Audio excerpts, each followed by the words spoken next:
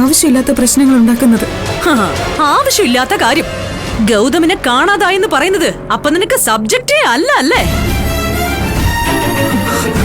അവൻ എനിക്ക് ആരായിരുന്നു എന്ന് നിനക്ക് മനസ്സിലാവില്ല.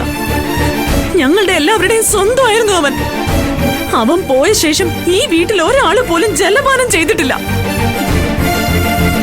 അപ്പോ ഉണ്ടാക്കി വിളമ്പാൻ ഒരുത്തിയും അത് വാങ്ങി കുടിക്കാൻ നീയും. നിനക്കൊരു ചിന്ത കാണും, 2 ദിവസം ദുഃഖമൊക്കെ അഭിനയിച്ച് ഇങ്ങനെ അങ്ങ് കഴിച്ചു കൂട്ടാവുന്നു. അത് കഴിഞ്ഞ് ഗൗതമിന്റെ ഭാര്യയെന്നും പറഞ്ഞ് ഇവിടെ കടിച്ചു തൂങ്ങി അങ്ങ് തുടരാമല്ലോ. അവനും കൂടി ഇല്ലാതായി കഴിഞ്ഞാ ഇവിടെ പൂർണ്ണ സ്വാതന്ത്ര്യമാവുമല്ലോ നിനക്ക്. ആന്റി, ദൈവത്തിന് നിരക്കാത്തത് പറയരുത്. നാവടക്കടി.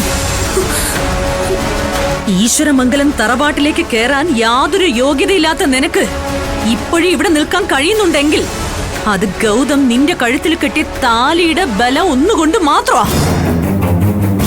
ഗൗതം എപ്പോ ഈ വീട് വിട്ടിറങ്ങിപ്പോയോ അതോടുകൂടി ഈ വീട്ടിലെ നിന്റെ അവകാശവും കഴിഞ്ഞു.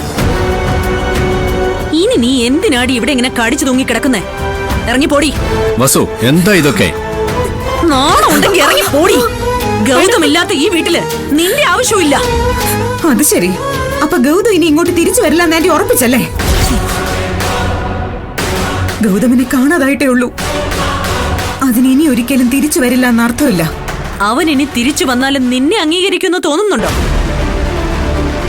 പോകാൻ നേരം എഴുതി വെച്ച കത്തില് പോലും നിന്നെ നഷ്ടപ്പെടുന്നു എന്നൊരു വാക്ക് പോലും അവൻ എഴുതിയിട്ടില്ല. അറിയോ നിനക്ക്?